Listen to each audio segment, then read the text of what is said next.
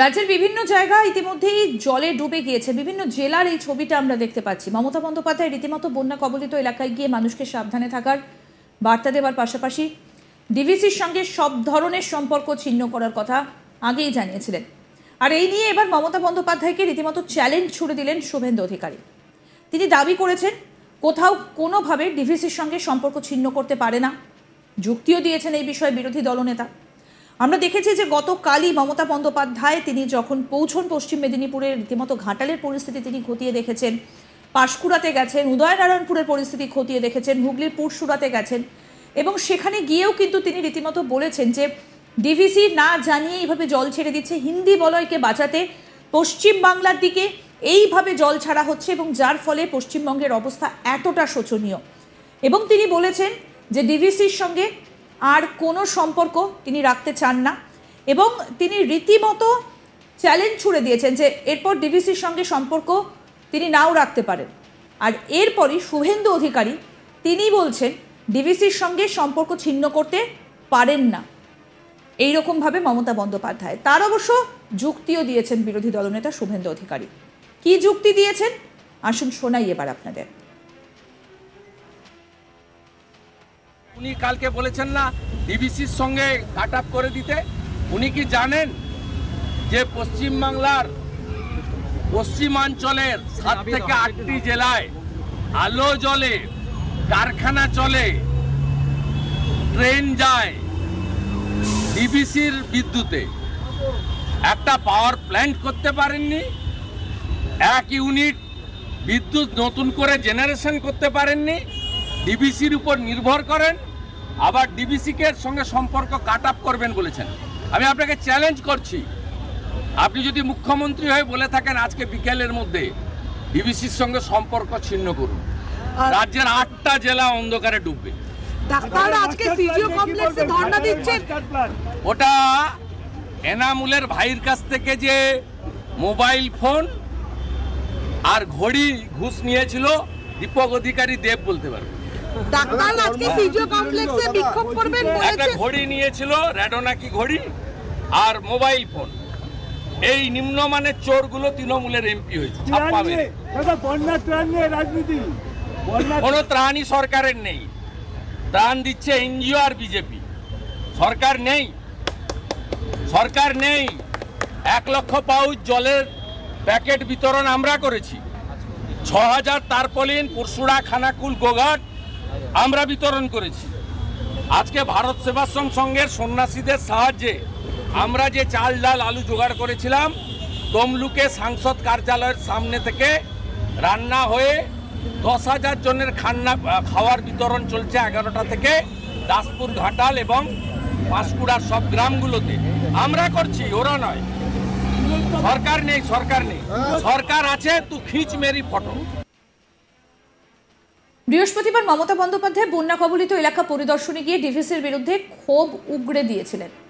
সমস্ত সম্পর্ক ছিন্ন করার কথাও বলেছিলেন। মমতা বন্দ্যোপাধ্যায়ের দাবি বারবার অভিযোগ করেও কোনো কাজ করেনি ডিভিসি। কি বলেছিলেন মমতা বন্দ্যোপাধ্যায়, কেন শুভেন্দু অধিকারী এইভাবে আক্রমণ শানালেন মমতা বন্দ্যোপাধ্যায়কে, ঠিক কি বলেছিলেন মুখ্যমন্ত্রী আসুন শোনাই। এটা তো দেখছি জল ছাড়া বন্ধ হচ্ছে না। আমি নবান্নে ফিরে গিয়ে আমি দেখাচ্ছি, সব রিলেশন কেটে দেবো, ডিভিসির সাথে কোনো সম্পর্কই আর রাখবো না। এটা তো দেখছি জল ছাড়া বন্ধ হচ্ছে না। আমি নবান্নে ফিরে গিয়ে আমি দেখাচ্ছি, সব রিলেশন কেটে দেবো, ডিভিসির সাথে কোনো সম্পর্কই আর রাখবো না। এ নিয়ে এবার রীতিমতো ক্ষোভ উগড়ে দিয়েছেন শুভেন্দু অধিকারী।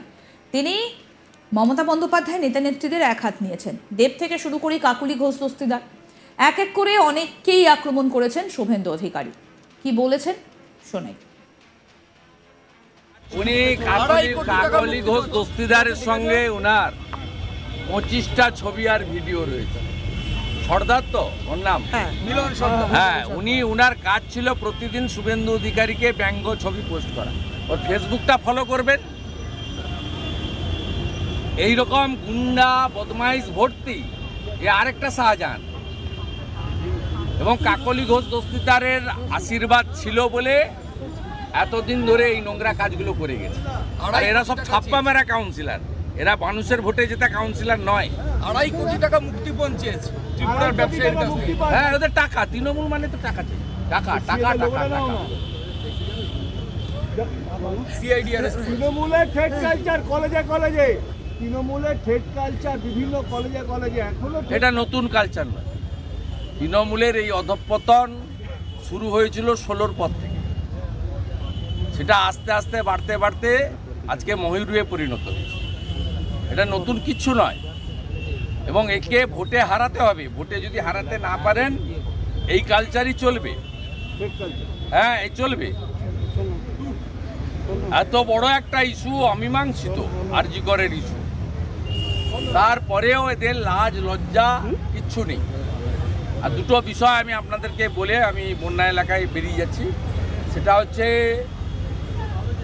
মুখ্যমন্ত্রী কালকে হুঙ্কার দেওয়ার পরে